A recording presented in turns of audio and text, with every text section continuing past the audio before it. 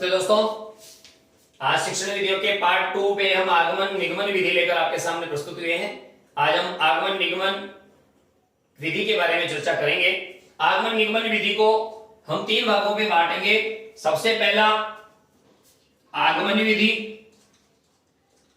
दूसरा निगमन विधि और तीसरा आगमन निगमन।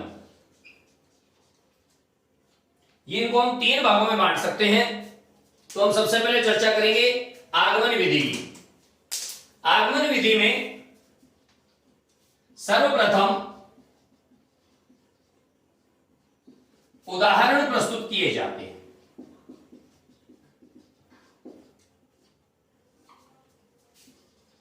सर्वप्रथम इसमें उदाहरण प्रस्तुत किए जाते हैं। तो इसका मतलब हुआ, इसका पहला चरण हो गया उदाहरण प्रस्तुतिकरण। आगमन विधि के 4 स्टेप होते हैं, जिनमें सबसे पहला हो गया उदाहरण प्रस्तुतिकरण। उदाहरण प्रस्तुतिकरण करने के बाद निर्धारण किया जाता है।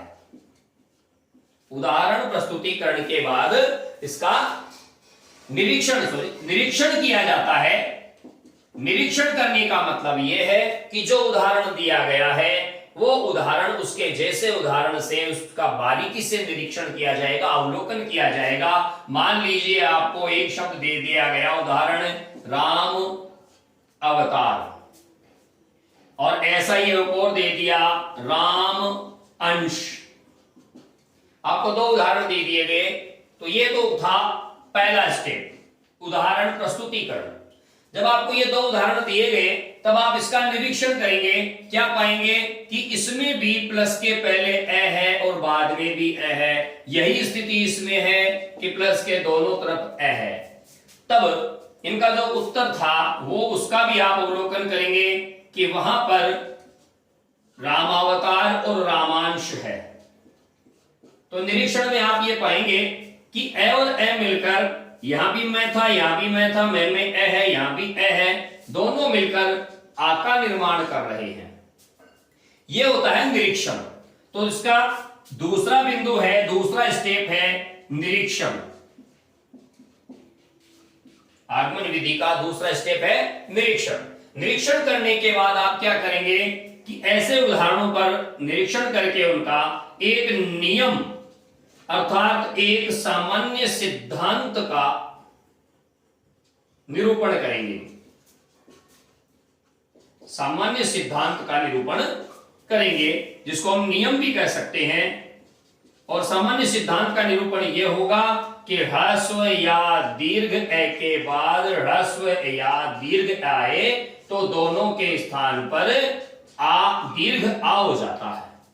ये आपने नियम निर्धारण कर लिया, या यूं कह सकते हैं कि आपने एक सामान्य सिद्धांत का निरूपण कर लिया। तो ये तीसरा बिंदु है, इसका तीसरा चरण है नियम निर्धारण।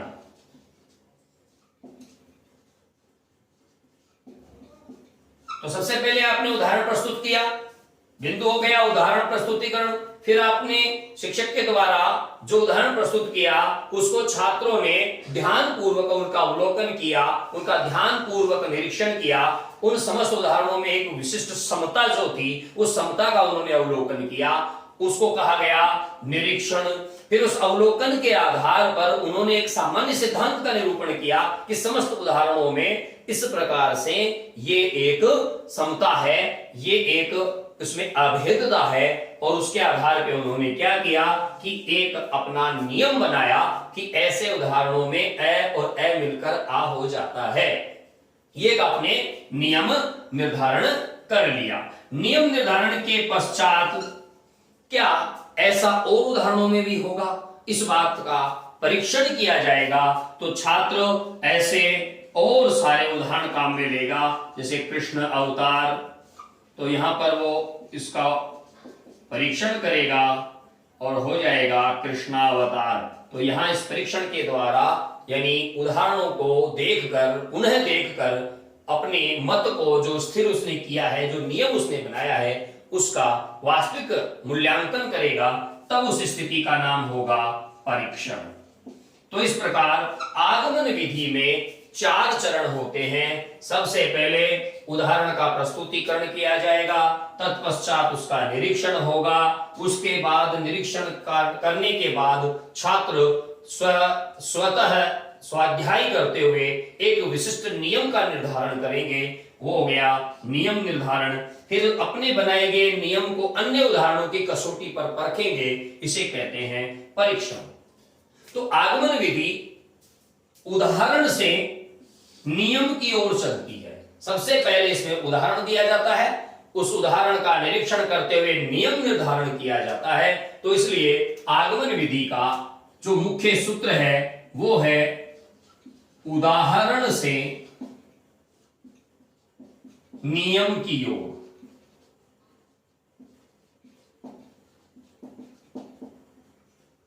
उदाहरण से नियम की ओर इस विशिष्ट सूत्र पर आधारित है आगमन विधि। अब चूंकि सामान्यीकरण या सामान्य सिद्धांत उन्होंने बाद में निर्धारित किया, इसका मतलब है उनके पास पहले उदाहरण था, यानी उदाहरण का मतलब यह हो गया कि एक विशिष्ट वस्तु उनके पास थी, तो इसे हम यूं भी कह सकते हैं विशिष्ट से सामान्य की ओर। फिर उन्होंने उस चीज का सामान्यीकरण किया। तो उदाहरण से नियम की ओर, विशिष्ट से सामान्य की ओर, ये एक चीज इन्होंने यहां पर काम में ली। अब आप देख सकते हैं कि जो उदाहरण उन्होंने काम में लिया वो उदाहरण उनको ज्ञात थे, तो इसलिए ये ज्ञात से अज्ञात की ओर शिक्षण सूत्र पर भी आधारित है। तो कुल मिलाकर आगमन विधि बहुत ही सिस्टमेटिक, व्यवस्थित, सुव्यवस्थित और मनोवैज्ञानिक विधि है, लेकिन इसमें कुछ न्यूनताएं हैं, इसमें समय अधिक लगता है। तो जो शास्त्रगत उचित उदाहरण होते हैं उन्हें ढूंढना थोड़ा कठिन होता है। तो इस हिसाब से आगमन विधि में कुछ जो कमियां हैं वो निगमन विधि के द्वारा दूर की जा सकती हैं। तो ये थी आगमन विधि। अब इसके बाद हम लेंगे निगमन विधि। तो दोस्तों एक बार पुनः मैं बता रहा हूं कि आगमन विधि उदाहरण से नियम के और सूत्र पर आधारित है। इसमें विशिष्ट यानी उदाहरण सामान्य यानी नियम की ओर चला जाता है। ज्ञात उदाहरणों से अज्ञात नियम का इसमें निर्धारण किया जाता है। तो इन 3 शिक्षण सूत्रों को आप ध्यान में रखिएगा। कई बार ऐसा होता है कि ऑप्शन में ऐसे तीनों आ जाते हैं, चौथा कोई और आ जाता है, तब हमें मुख्य रूप से एक सूत्र का ध्यान रखना है, उदाहरण से नियम की ओर। ये आपको ध्यान रखना है कि इसका मुख्य जो शिक्षण सूत्र है वो है उदाहरण से नियम की ओर। इसके 4 चरण हैं। सबसे पहले उदाहरण का प्रस्तुतिकरण, कक्षाध्यापक या विषयाध्यापक बच्चों के सामने उदाहरण प्रस्तुत करेगा, बच्चे उस उदाहरण का निरीक्षण करेंगे, उन उदाहरणों को हल करने का प्रयास करेंगे। उनको हल करने के दौरान, उनका निरीक्षण करने के दौरान उन शब्द विशेष या व्याकरण के बिंदु विशेष पर वो अपना एक निश्चित मत स्थिर करेंगे, जिसको नियम निर्धारण या सामान्य सिद्धांत का निरूपण कहा जाता है कि ऐसा होने पर 2 ए मिलने पर आ हो जाता है, ह्रस्व दीर्घ ई मिलने पर दीर्घ ई हो जाता है और इसे दीर्घ संधि कहते हैं। ऐसा एक नियम का निर्धारण वो करेगा। फिर अपने बनाए हुए उस सामान्य सिद्धांत का अन्य उदाहरणों से परीक्षण करेगा। तो इस प्रकार यह स्वयं करके सीखने का सिद्धांत इसमें लागू होता है। अतः यह एक मनोवैज्ञानिक विधि है। तो अब इसके बाद हम बात करेंगे निगमन विधि की। निगमन विधि आगमन विधि के ठीक विपरीत है। निगमन विधि आगमन विधि के ठीक विपरीत है। निगमन विधि में क्या होता है, इसमें सबसे पहले नियम दिए जाते हैं, इसलिए इसमें शिक्षण सूत्र है नियम से उदाहरण की ओर।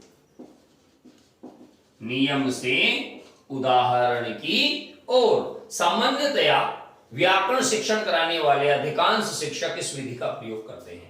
महर्षि पतंजलि ने महाभाष्य की रचना भी निगमन विधि के ऊपर की है। तो नियम से उदाहरण की ओर कैसे, जैसे मान लीजिए मैं आपको संधि पढ़ा रहा हूं और मैंने आपको लिखवा दिया कि ह्रस्व अथवा दीर्घ अ इ उ री के बाद समान स्वर आए तो उनके स्थान पर दीर्घ आ, ई, उ, री हो जाता है। अर्थात हमने आपको पहले क्या बता दिया, नियम बता दिया। फिर नियम बताने के बाद हमने क्या किया, उदाहरण दिया। उदाहरण था राम अवतार। हमने ये उदाहरण दिया और बताया कि इसमें भी अ है, सामने भी अ है, नियमानुसार दोनों अ मिलकर आ हो जाएगा और शब्द रामावतार बन जाएगा। ये आपको बताया।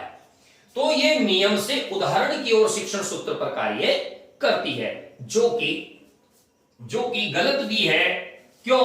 क्योंकि नियम हमें पता नहीं है।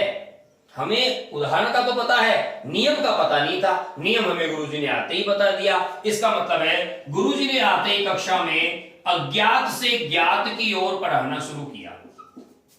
अज्ञात से ज्ञात की ओर पढ़ाना शुरू किया।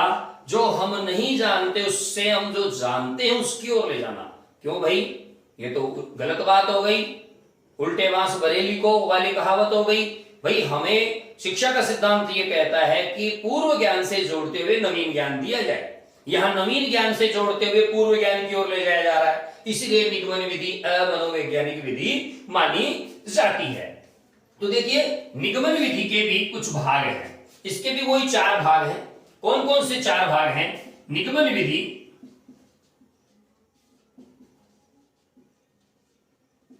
निगमन विधि के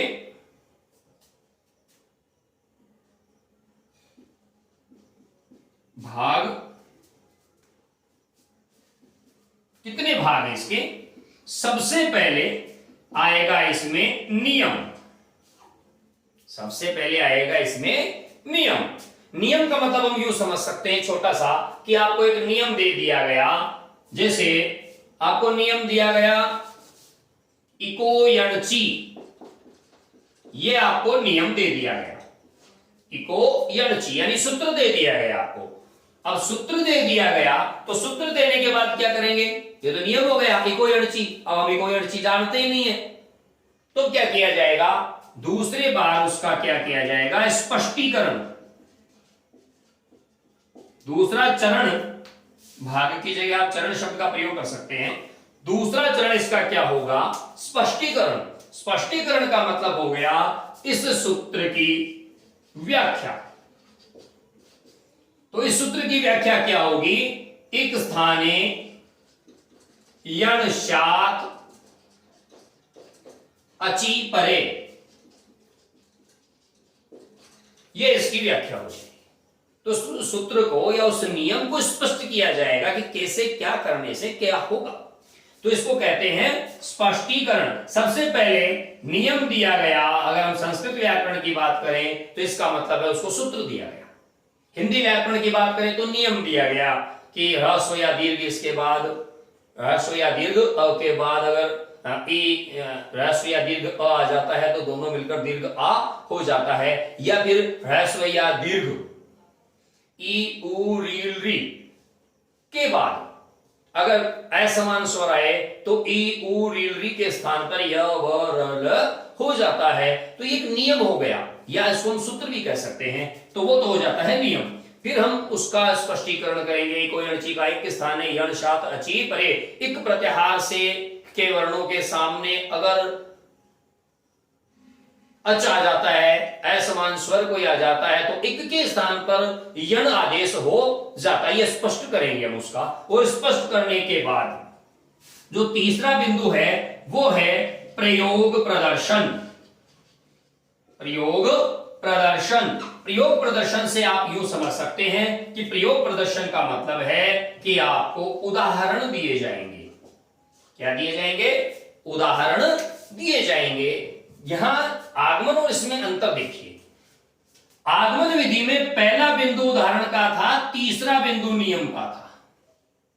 निगमन में पहला बिंदु नियम का है, तीसरा बिंदु उदाहरण का है। तो इस प्रकार से निगमन विधि आगमन विधि की ठीक विपरीत विधि है। प्रयोग प्रदर्शन का मतलब हो गया उदाहरण देना। तो एक स्थाने यन शात अचि परे, ये इन्होंने स्पष्टीकरण कर दिया।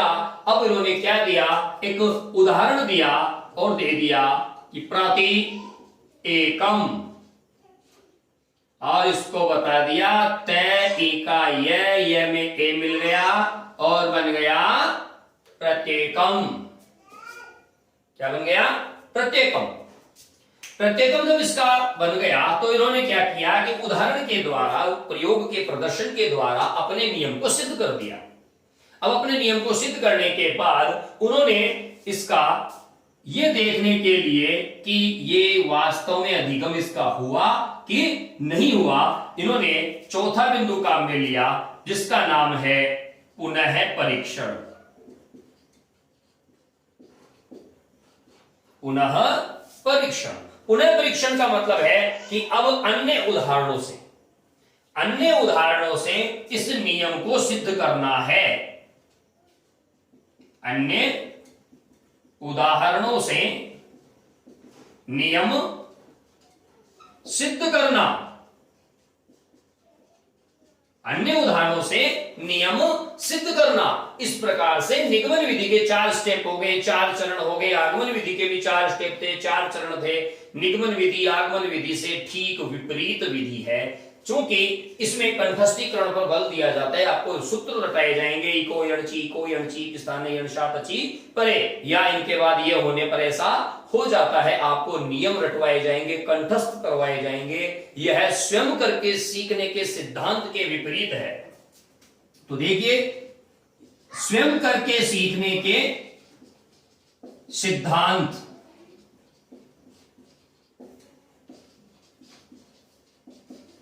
की अवहेलना इसमें होती है, और जब इस सिद्धांत की जब इसमें अवहेलना होती है तो आप मान सकते हैं कि ये अमनोवैज्ञानिक विधि। नंबर 2, इसमें अज्ञात पहले आता है, इसलिए भी ये अमनोवैज्ञानिक विधि है। तीसरी बात, इसमें कंठस्थीकरण पर बल दिया जाता है।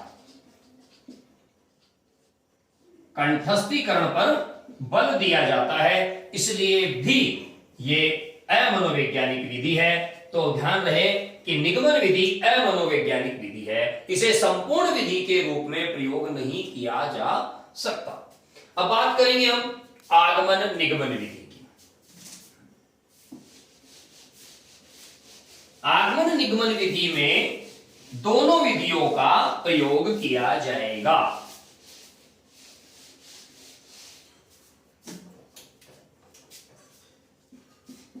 आगमन निगमन विधि, इसमें पहला चरण आगमन विधि द्वारा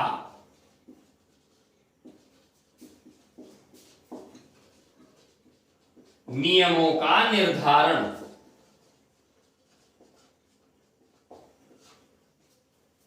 सबसे पहला कार्य क्या होगा, इसमें आगमन विधि के द्वारा नियमों का निर्धारण किया जाएगा। दूसरा चरण इसका क्या होगा, निगमन विधि द्वारा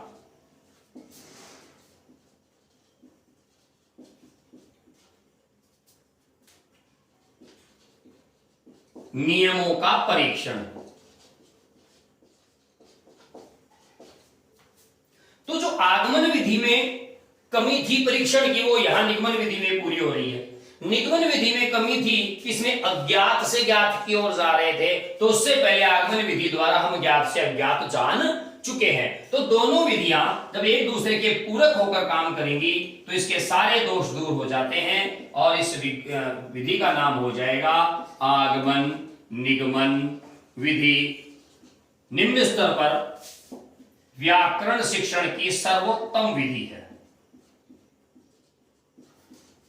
निम्न स्तर पर व्याकरण शिक्षण की सर्वोत्तम विधि है।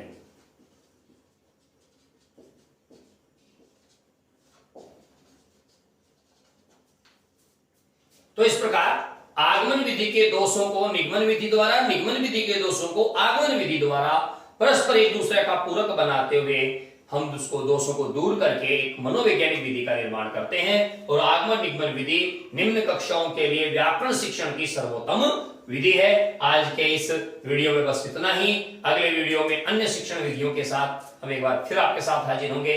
तब तक के लिए नमस्कार। आप हमारे YouTube चैनल बजरंग लाल सैनी गुरु को लाइक कीजिए, शेयर कीजिए, सब्सक्राइब कीजिए और अधिकाधिक लाभ उठाइए। जय हिंद।